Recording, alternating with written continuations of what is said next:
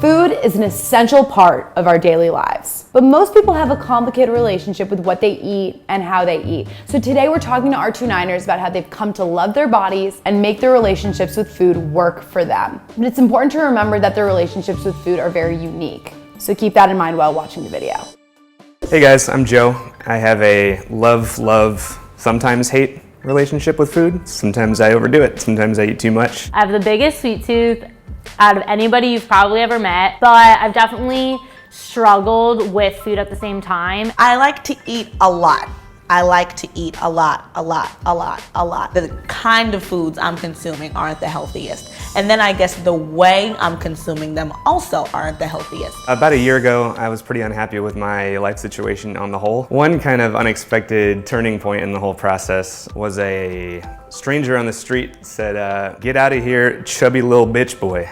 I didn't really know where he wanted me to go, but the chubby part kind of stuck. My weird relationship with food really started through cheerleading. I would always have to wear a crop top uniform, and even though I was always working out and eating normal, come competition day when I had to put that uniform on, I would always eat the minimum because I didn't want to feel like I looked bad in any way, which food wouldn't have done. My relationship with food stems from my relationship with my dad. And one aspect of our relationship that I loved is we both like to eat, we both like to snack. And it got to a point where my mom, she said, okay, we're cutting out snacks, we're cutting out sweets, you guys can't have them anymore. Did that stop us? No, we just had to become sneaky with it. So we would be like, oh yeah, we're going to the gas station. But then, of course, moms know all, so she finds out even again. So he kind of stopped the snacking as much as he used to, but me, it only got worse. After that, I started to really take a good hard look at what I was eating and how much I was eating and when I was eating it. And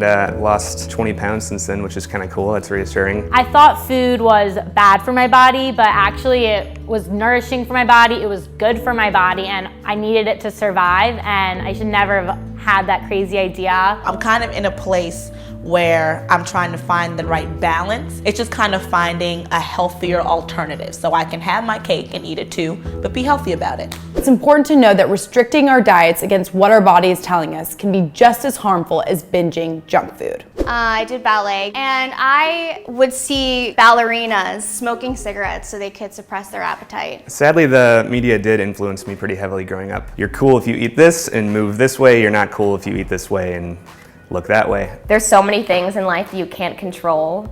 So controlling my food is something that I still do. There's a really specific time where I would only eat a bowl of steamed broccoli for dinner. I felt like my body wouldn't allow me to be any skinnier, and I still didn't feel good. I felt like this is the lightest I'm going to be, and I'm still not happy with it. Everyone has a different relationship with food, but when does your relationship become dangerous? When I was 12, I saw a young woman in a magazine, and I really wanted to look like her. I picked it up and I was like, Mom, I really want to look like this girl. And she was like, you'd have to lose a ton of weight to be able to look like that girl.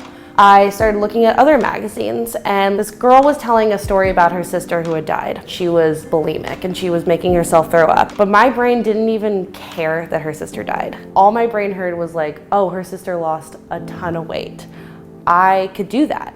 I could stop myself before I die. So from when I was 12 to when I was about 24, I've had this very intense up and down bulimia life and journey.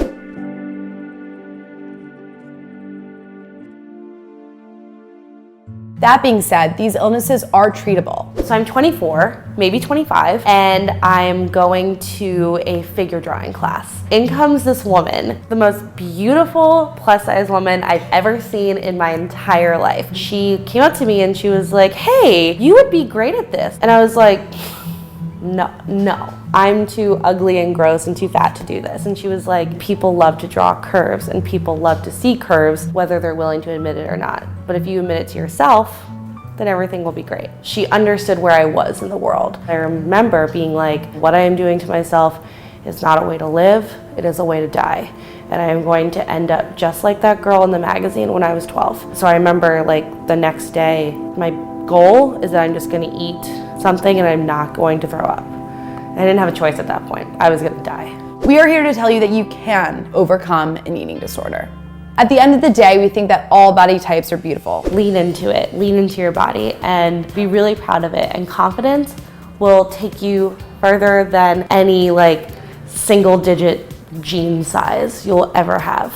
I think we need to encourage people and young girls to just love themselves and live their lives. If you're insecure about your body, I would try and figure out where those insecurities stem from. You have to feel good about yourself. Food is not going to be the enemy for you. You can eat food, you can eat whatever you want. I think it's important to just look yourself in the eye every day and be happy with what you put on your body. Educate yourself in a smart way. Don't limit yourself. If you want to eat something amazing, go for it. I have a s'mores cookie sitting at my desk right now. Moderation is the best way to go about living your healthy food lifestyle. As long as you're healthy and happy, you're doing things right.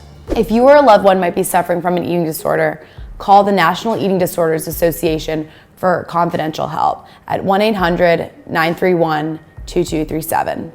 Thank you so much for watching, and we'll see you next time.